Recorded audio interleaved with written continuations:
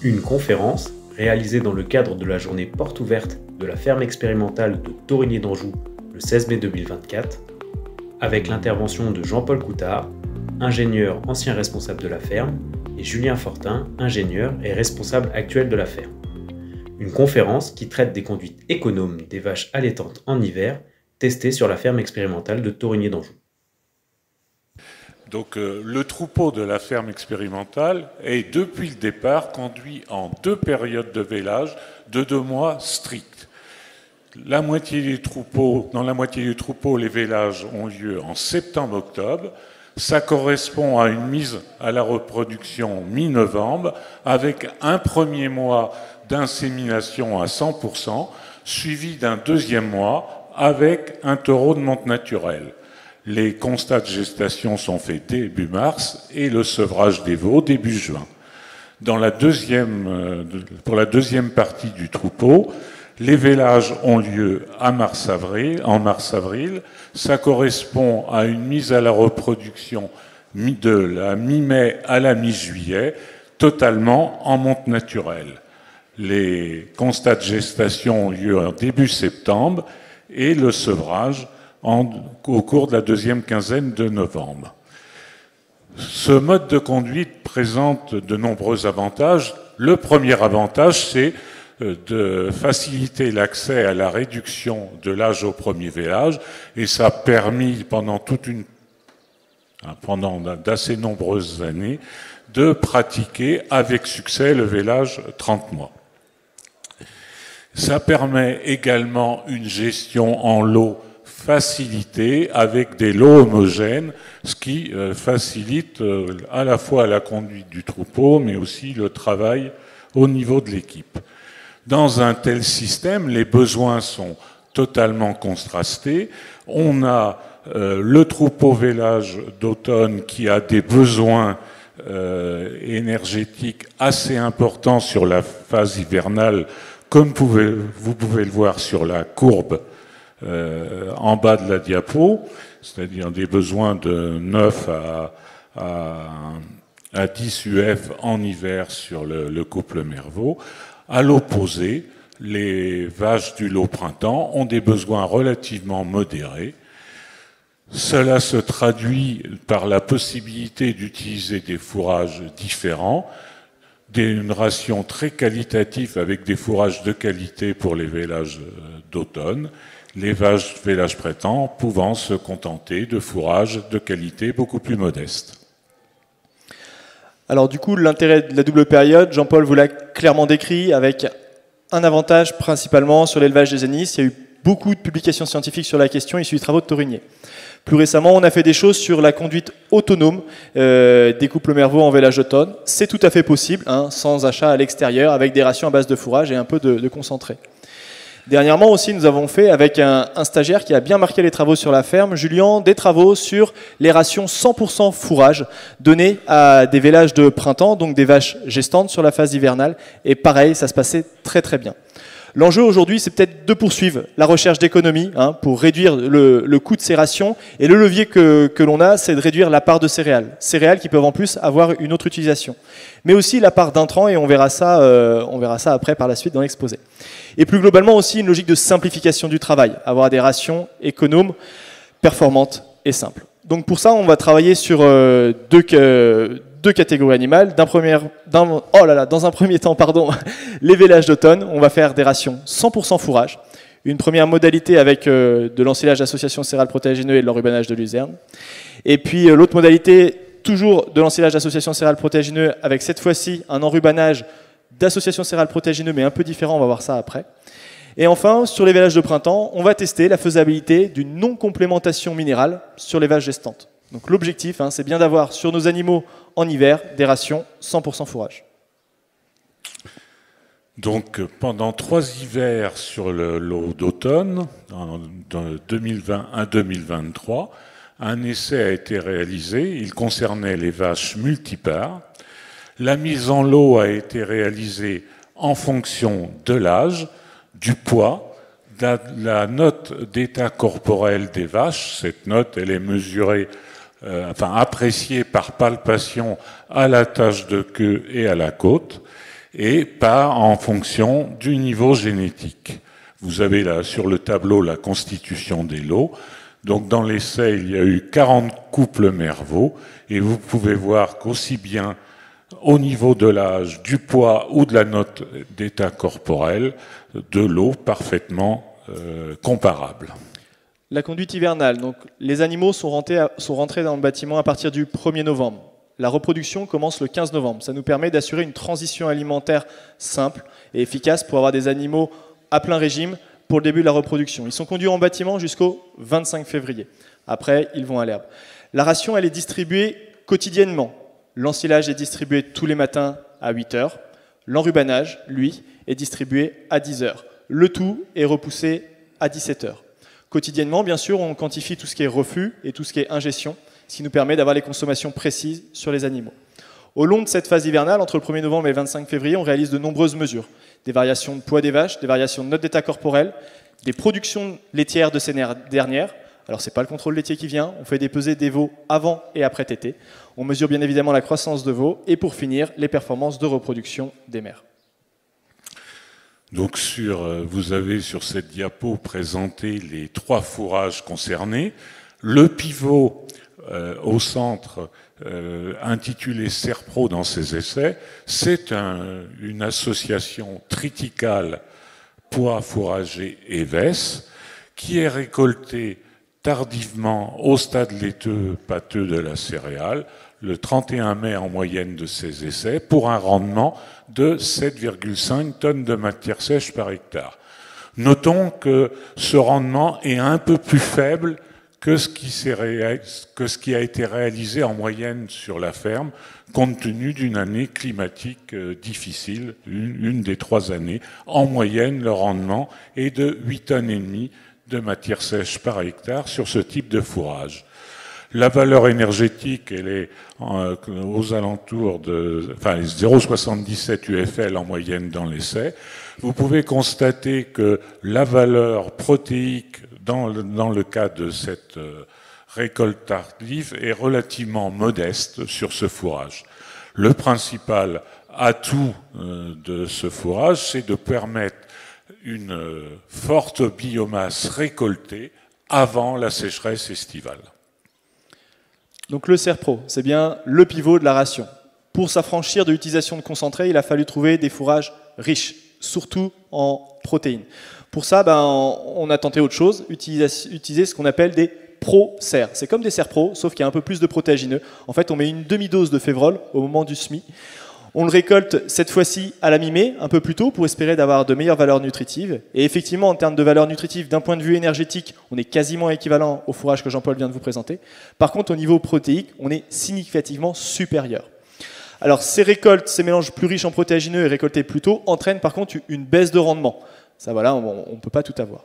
Donc ça, c'est pour la première modalité. Et la deuxième modalité, donc, quel autre fourrage associé à ce Serpro ? De l'enrubanage de luzerne. Donc ça, quelque chose de simple qu'on fait depuis des années à la ferme. Les luzernes sont conduites première et deuxième coupe en enrubanage, et troisième et quatrième, elles sont toujours pâturées. Donc là, l'avantage de ce fourrage, qui est la luzerne, c'est d'avoir une valeur énergétique correcte, mais surtout une très bonne valeur protéique. Donc vous avez sur cette diapo présenté les 2 régimes alimentaires utilisés.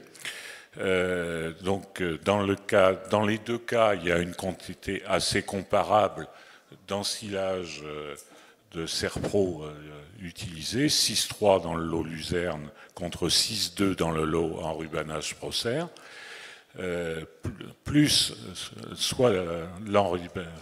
l'enrubanage soit de luzerne, soit d'associations riches en protéagineux. Que constate-t-on ? Eh bien, on constate que dans le lot enrubanage de luzerne, les refus ont été quasi absents. Par contre, dans le lot Procer, il y a eu des refus relativement importants. C'est lié à un problème de brin long et de préhensibilité du fourrage. Cela se traduit, bien évidemment, s'il y a eu des refus, par une baisse assez sensible de la valeur énergétique de la ration, moins 1,07 UFL par jour. En matière d'équilibre des rations, il est intéressant de noter que le RMIC, c'est-à-dire l'équilibre microbien du rumen, est très satisfaisant, c'est-à-dire qu'on est dans les deux cas, de rations dans lesquelles on peut avoir une très bonne synthèse microbienne, de protéines microbiennes, pardon, et une bonne digestibilité du fourrage. Et on constate également que la ration en rubanage de luzerne est proche des recommandations. On peut dire que l'objectif visé est atteint dans un cas, mais pas du tout dans l'autre, avec moins 1,07 UFL par jour. Alors, l'impact sur les vaches, qu'est-ce que ça a donné? Vous avez vu, l'eau luzerne, on répond aux besoins, on satisfait les besoins théoriques. Effectivement, les vaches, c'est le tableau en haut à gauche, en variation de poids, elles ont pris du poids pendant l'hiver, donc aucun problème. Elles ont aussi, cette prise de poids, c'est accompagné d'une prise d'état. Par contre, le lot Procer, lui, il a perdu du poids, et vraiment significativement, quasiment moins de 40 kg, donc c'est notable, et ça nous interroge après sur les performances à venir, qui s'est aussi accompagné par une perte de poids. Donc ce déficit énergétique a été impactant sur les vaches. Ensuite, après cette phase hivernale, il y a une phase de pâturage. On choisit de vous en parler maintenant. Et sur cette phase de pâturage, il y a aussi un gain de points et un gain de note d'état corporel. Et là, on se rend compte que l'eau Procer, qui a perdu beaucoup de poids pendant l'hiver, il a totalement compensé sa perte de poids pour rattraper le lot en rubanage de luzerne.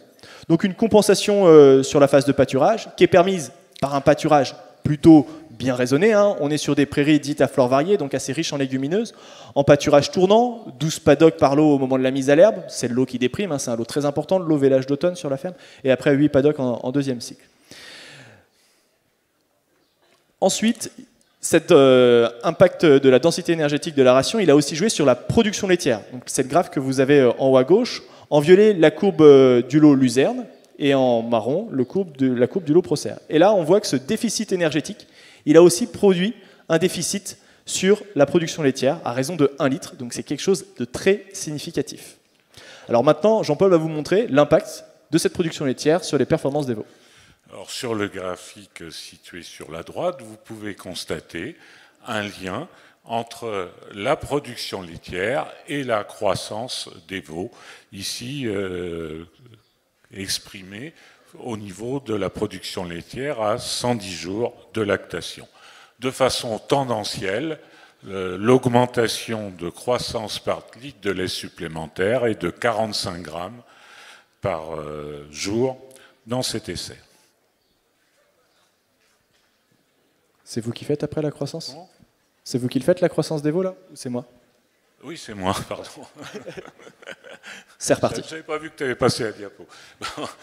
Donc, cet écart a eu de gros effets sur la croissance des veaux. Vous voyez que pendant la période expérimentale, c'est-à-dire sur l'hiver, il y a un écart de croissance des veaux de 96 grammes par jour. Cet écart est significatif. Par contre, dans la période de pâturage suivant, on a des croissances des veaux très très comparables. Si on regarde globalement la naissance-sevrage des veaux, on voit qu'il y a un petit écart. Cet écart n'est pas significatif, mais très proche de la signification. Et globalement, lorsqu'on regarde les choses au niveau du sevrage, eh bien on constate qu'on a un écart moyen non significatif au sens statistique, mais néanmoins important, de 16,5 kg de veaux en moins, donc, au détriment du régime Procer. Donc pour le moment, la luzerne, moins de perte de poids, moins de perte d'état, plus de production laitière, plus de croissance sur les veaux. Qu'en est-il des performances de reproduction? Avec le lot luzerne, sur les 3 années, on a un taux de gestation qui est de 83%, contre 78% pour le lot Procer. Donc statistiquement, c'est non significatif, donc on peut considérer qu'il n'y a pas d'écart sur ces taux de gestation. Donc l'animal, clairement, il a puisé dans ses réserves, certes, ça a joué sur la production laitière, mais il a réussi à maintenir ses fonctions de reproduction. On a souvent une question qui est de dire que, en troupeau allaitant, plus une vache est laitière, plus elle produit du lait, moins bonnes sont ses performances de reproduction. Voilà, c'est quelque chose qu'on entend. On a voulu regarder, donc on a profité de cette étude pour le voir. Donc c'est le graphe sur la droite. À gauche, vous avez les vaches pleines avec leur niveau de production laitière. Donc il est à peu près à 6 litres. Et les vaches qui ont été vides à l'issue de cet essai, elles avaient un niveau de production laitière moyen à 5,1 litres. Donc là, en l'état, dans ce cadre d'étude, on n'a pas vu d'impact de la production laitière sur les performances de reproduction. Alors il faut mettre ça dans son contexte, hein. On est sur des vaches qui ont un pic de lactation entre 6 et 7 litres, ce qui n'est pas énorme. Un calcul d'opportunité économique a été réalisé. Et sur ce tableau, vous voyez 3 colonnes. Un premier régime foin de luzerne Serpro qui résulte des expérimentations précédentes. Ensuite, au centre, le lot enrubanage de luzerne Serpro et à droite, enrubanage Procer Serpro. Que constate-t-on? On constate des écarts de coûts de ration journalière sur les vaches entre les deux régimes en essai. Bon, 1,26, 1,17, il y a un petit écart. Les résultats sont relativement comparables, 0,40, 0,43 au niveau des veaux qui ont consommé à peu près la même quantité de concentré sur l'hiver et un petit écart sur le coût d'alimentation exprimé ici pour un troupeau de 40 couples pendant 135 jours, donc 8212 contre 7764. Ce qui me paraît notable à retenir, c'est que dans le cas du lot enrubanage luzerne Serpro, on consomme 10 hectares et demi pour nourrir le troupeau sur l'hiver, alors qu'il faut, avec le lot enrubanage Procer Serpro, consacrer 12 hectares 80 compte tenu d'une moins bonne productivité à l'hectare de cette association récoltée plus précocement. Bon, entre les deux modalités de récolte de la luzerne en foin ou en enrubanage, on voit un petit écart, bon, situé un peu en intermédiaire, un tout petit peu plus de surface avec le foin et un coût légèrement plus élevé qu'on l'exprime en ration journalière des vaches ou qu'on l'exprime en coût par 100 kg de croissance de veau. Pour conclure sur ces vélages d'automne, avant de passer au vélage de printemps, se passer des céréales sur ces vaches, c'est possible. On a 2 solutions qui s'offrent à nous et 2 solutions à base d'un fourrage à une valeur nutritive plutôt modeste, hein, qui est le Serpro qu'on vous a présenté tout à l'heure. La clé de la réussite, c'est d'utiliser un fourrage riche en azote pour être complémentaire à ce premier fourrage. Donc du coup, on a les 2 qui ressortent, c'est la luzerne et le Procer. Néanmoins, la luzerne semble avoir des avantages. Parce que même si on n'a pas vu quelque chose en termes de repro, sur les veaux, c'est léger, quoi. On sent que c'est une solution beaucoup plus robuste. Donc elle amène de la solidité au système. Alors, c'est quoi le problème de ce Procer, hein, de ce mélange riche en protéagineux qui a été enrubané? C'est sa fameuse préhensibilité. En fait, c'est cet effet enrubanage qui fait qu'on a des brins longs et que le fourrage il est mal ingéré. Si on était en brins courts en ensilage, on aurait sûrement des résultats complètement différents. Donc c'est la piste, hein, pour améliorer, passer en ensilage. Passons maintenant à l'essai réalisé sur les vaches en printemps, donc pendant 3 hivers, 2020 à 2023, sur des vaches multipares, qui ont été mises en lot en fonction de l'âge, du poids, de la note d'état corporel initiale et de la date de vélage prévue. Donc c'est un terme et ce n'est pas une date réelle. Lorsqu'on met les vaches en lot, on met des vaches gestantes. Donc les 2 lots ont été constitués avec du foin et de la févrole dans la ration et dans un cas, absence de minéraux, avec minéraux dans l'autre lot. L'essai a concerné 35 couples mère-veau, avec là aussi des poids, des notes corporelles et des rangs de vélage assez comparables dans les 2 lots. La conduite, les vélages de printemps, elles sont plutôt sevrées tardivement à Taurigné. Date moyenne, 24 novembre. Du 24 novembre au 7 janvier, les animaux, on les laisse au pâturage. Et ils ont à peu près une demi-ration d'herbe pâturée et une demi-ration de foin qui est distribuée au râtelier. À partir du 8 janvier, on les met au bâtiment et les vélages, ils commencent théoriquement le 1er mars. Bon, donc là, on voit dans l'essai, on va travailler du 8 janvier au 23 février parce que les vélages, en moyenne, ils ont commencé un peu plus tôt. Sur cette période, la ration, elle est elle aussi, comme pour les vélages d'automne, distribuée quotidiennement. Le matin, on distribue le fourrage et par-dessus, on rajoute la févrole et dans l'autre cas, la févrole plus le minéraux. Et l'ensemble de la ration est repoussé à 12 heures et à 17 heures. Donc là encore, comme les vélages d'automne, à Torigné, la nuit, les animaux n'ont pas de fourrage à l'auge. Les mesures qui sont réalisées sur ces animaux, comme tout à l'heure, variation de poids, variation d'état, performance autour du vélage, et la petite particularité des mesures sur la qualité du colostrum, ce qu'on va vous présenter tout à l'heure, et aussi un impact sur croissance des veaux et performance des mères. L'alimentation, c'est mon tour là cette fois-ci. Ouais. Alors, concrètement, les rations de cet essai, donc on s'est basé sur un foin de qualité modeste, issu de nos prairies naturelles, donc, qui sont pauvres en azote, hein, donc 0,65 UFL, 41 de PDIN, donc des choses très modestes. Le minéral qu'on a utilisé, on a utilisé quelque chose de, entre guillemets, standard pour vache gestante, donc un 7,77 équilibré, et la ration moyenne, elle est la suivante. Donc 8,4 kg de foin, matière sèche par animal et par jour, complémenté par 1,05 de févrole. Et puis il y a un lot qui disposait du coup de 100 g de minéral. Alors vous allez me dire pourquoi vous avez mis de la févrole. On a mis de la févrole pour pouvoir faire ingérer le minéral. Parce qu'à 100 grammes, c'était compliqué sinon. Et du coup, en termes de satisfaction des besoins, on est limite en azote. Et ce qui est intéressant de voir, c'est que par rapport aux recommandations, hein, le lot sans minéraux, il satisfait au niveau de phosphore-calcium, déficitaire en magnésium, et que l'apport de minéraux ne fait que répondre encore plus, enfin ramener encore plus que ce qu'il faut par rapport aux recommandations. On va voir les conséquences. Donc au niveau des performances autour du vélage, on s'aperçoit qu'il n'y a pas d'écart significatif, que ce soit sur les conditions de naissance, sur les poids de naissance. Pour la mortalité, il y a eu 2 veaux de mort dans un cas, 1 dans l'autre. Donc, disons des résultats comparables. Et si on s'intéresse au poids de naissance des veaux, on constate des poids de naissance sans surprise, compte tenu des ascendances actuelles, et plutôt très légèrement inférieurs à l'historique longue période sur la ferme. Le colostrum, pour faire simple, et puis pour un peu faire rapide, aucun impact de la ration, avec ou sans minéraux, sur la qualité du colostrum. Voilà. Donc pas d'effet régime. On a quelque chose qui nous paraît un peu surprenant, c'est au niveau du calcium qu'on a dans le colostrum, avec un niveau plus intéressant pour l'eau qui n'a pas eu de minéraux. Aujourd'hui, bon, on a regardé, on n'est pas capable de l'expliquer.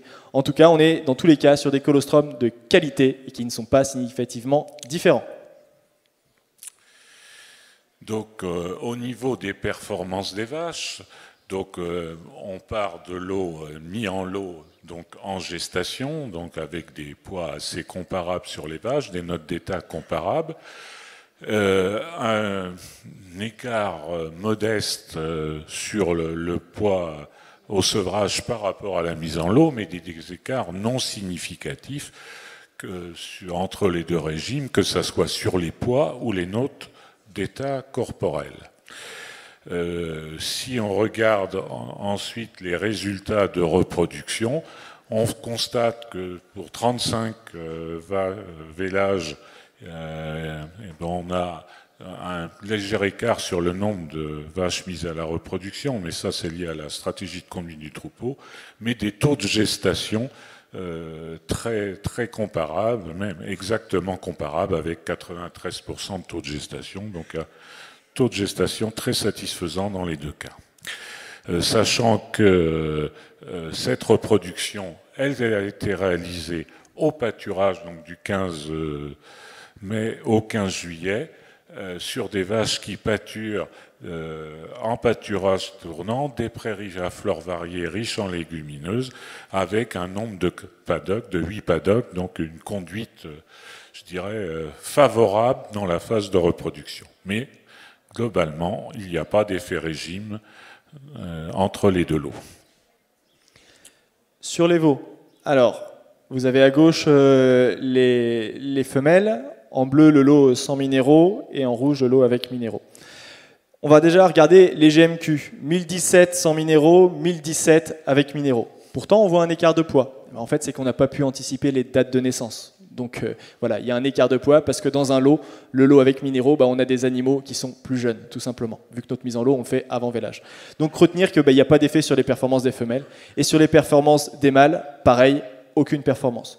Donc ça s'explique très simplement en fait. C'est par la conduite au pâturage. Ces animaux, ils sont conduits 100% pâturage, plus lait de la mer. Ils ne sont pas complémentés.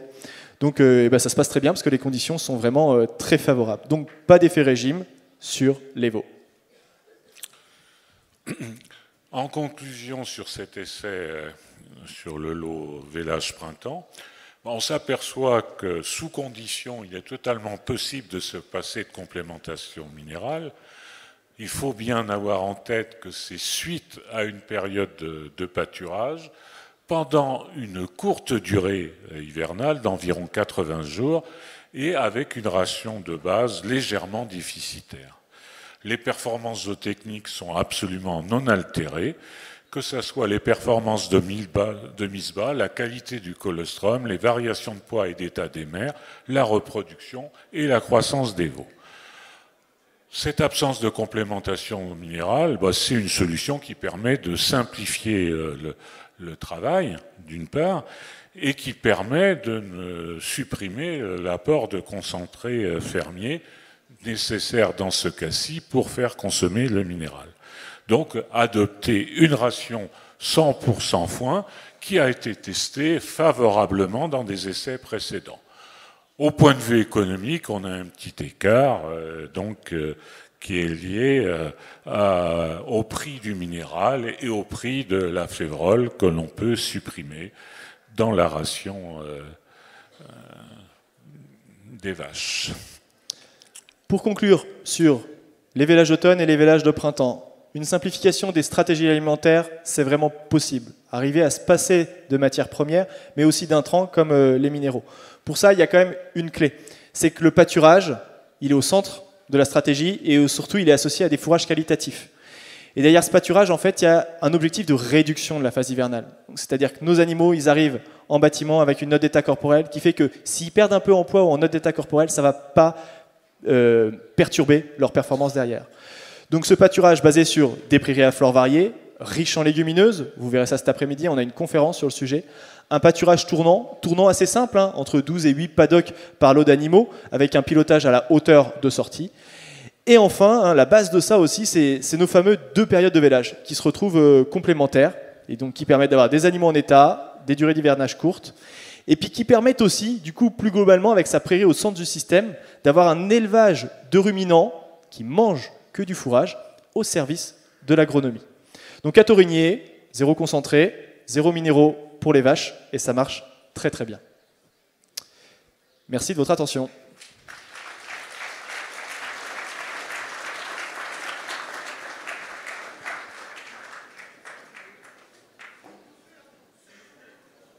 Donc on a un petit peu de temps pour prendre quelques questions. Donc levez la main et je vous apporte le micro.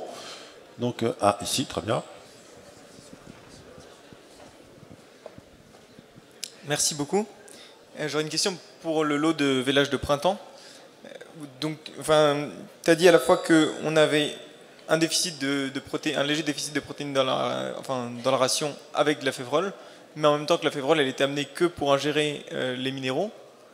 Mais du coup, si on avait fait que du foin en enlevant cette févrole, on aurait eu encore plus de déficit de protéines. Est-ce que ça aurait eu un impact ? Alors ça, c'est des résultats qu'on ne vous a pas présentés, qui sont issus des travaux qu'on avait conduits avec ce que je dis en intro, avec notre stagiaire Julien. On avait comparé un mélange 100% foin à un mélange foin plus févrole. Et dans cette même logique, on n'avait vu aucun impact du régime sur qualité du colostrum, conditions de mise bas, reproduction des vaches, performance des veaux derrière. Donc ce léger déficit en protéines, il est non problématique. Ce qu'il faut par contre préciser, c'est que ce déficit en protéines, vous voyez, il est sur une courte durée. Ce n'est pas un hivernage novembre, décembre, janvier, février, mars. On n'aurait pas le même discours si on avait une période d'hivernage aussi longue. Bonjour. J'avais une question sur le pâturage tournant, parce que vous êtes sur 8 ou 12 cellules, mais du coup vous restez combien de temps au max sur chaque parcelle? Ça n'est pas énorme quand même. Alors, on ne pilote pas à la durée, on pilote à la disponibilité.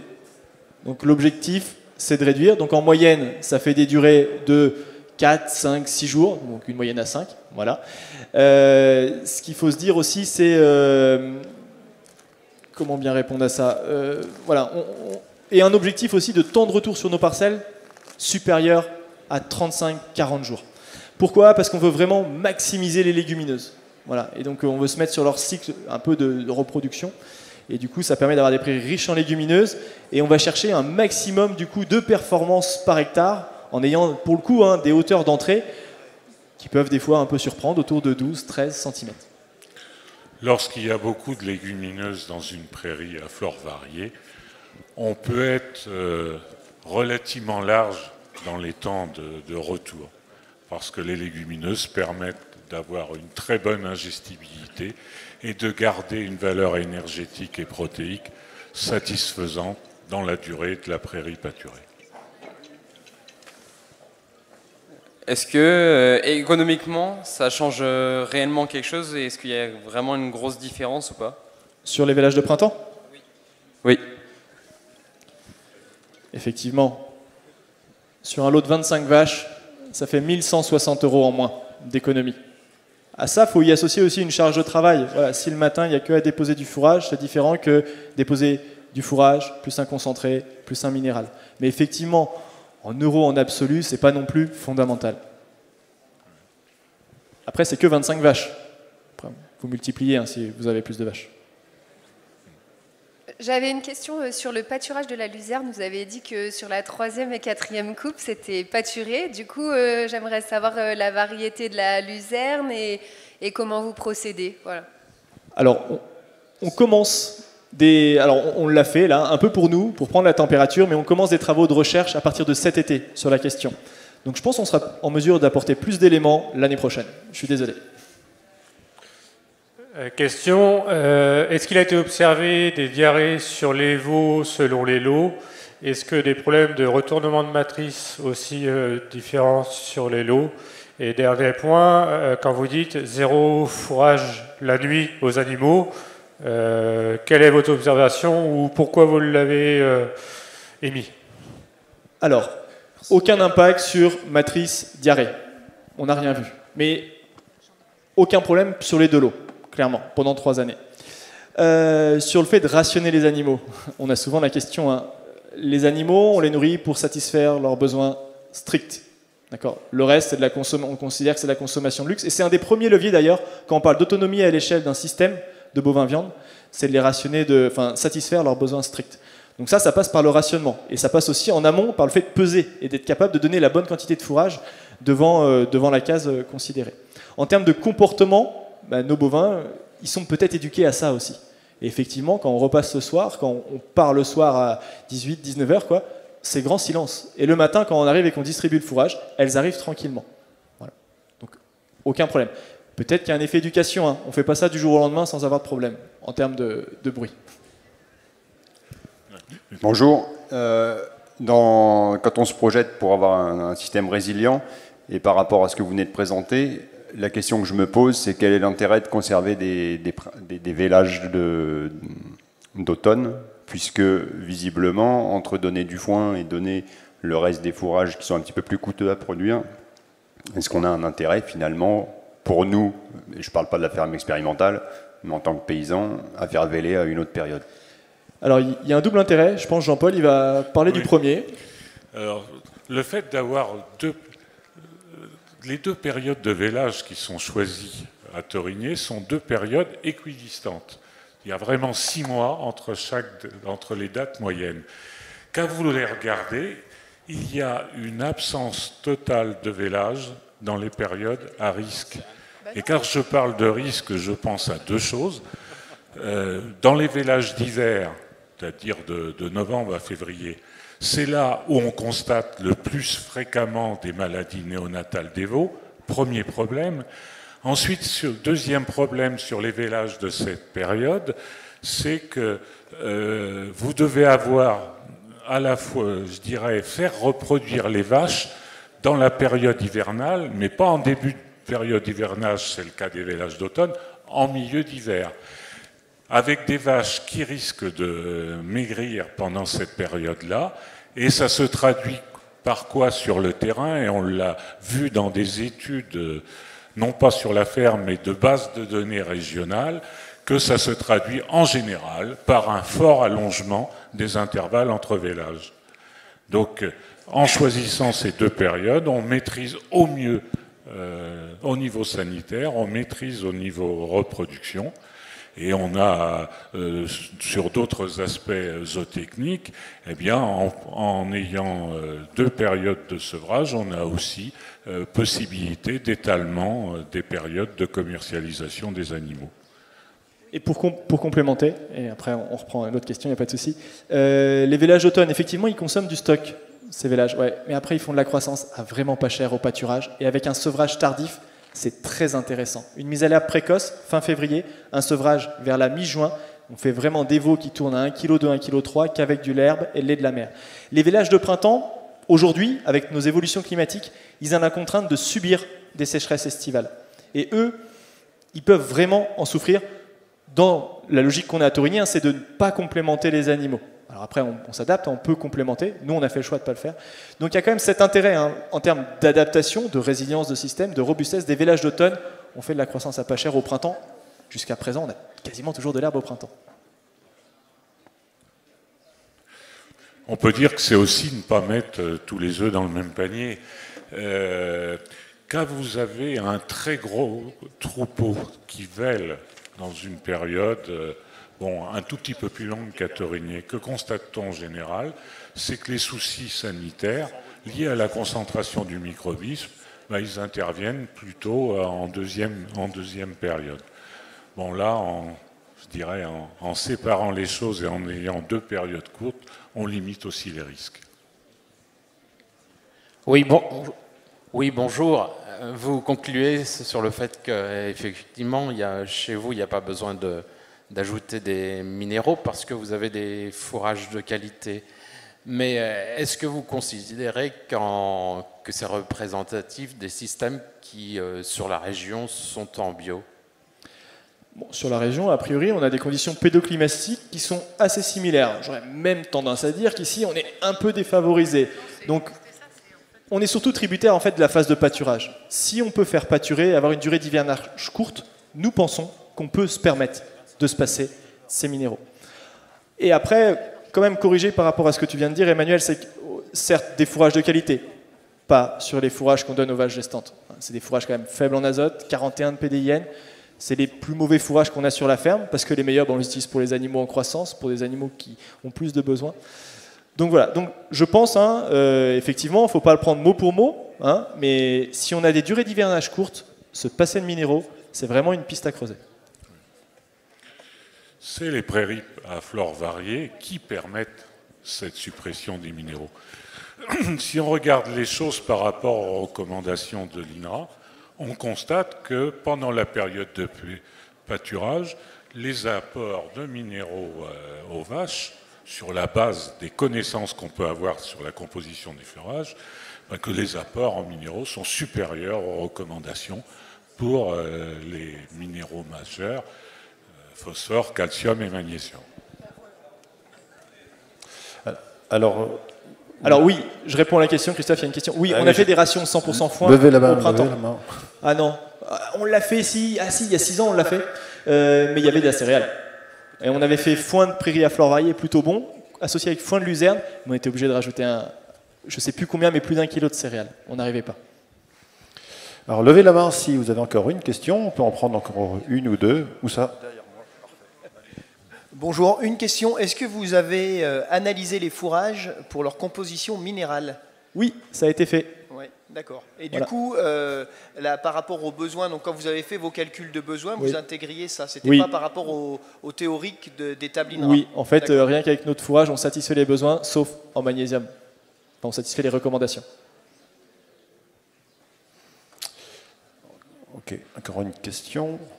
On en prend encore une ou deux.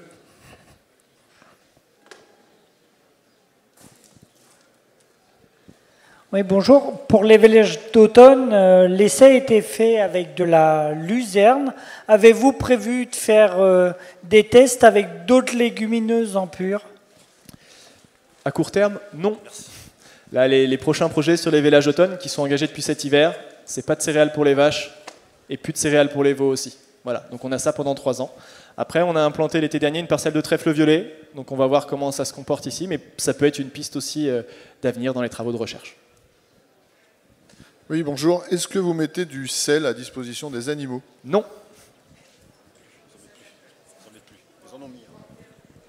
Il y a pourquoi, comme question au fond, pourquoi vous en mettez plus d'ailleurs?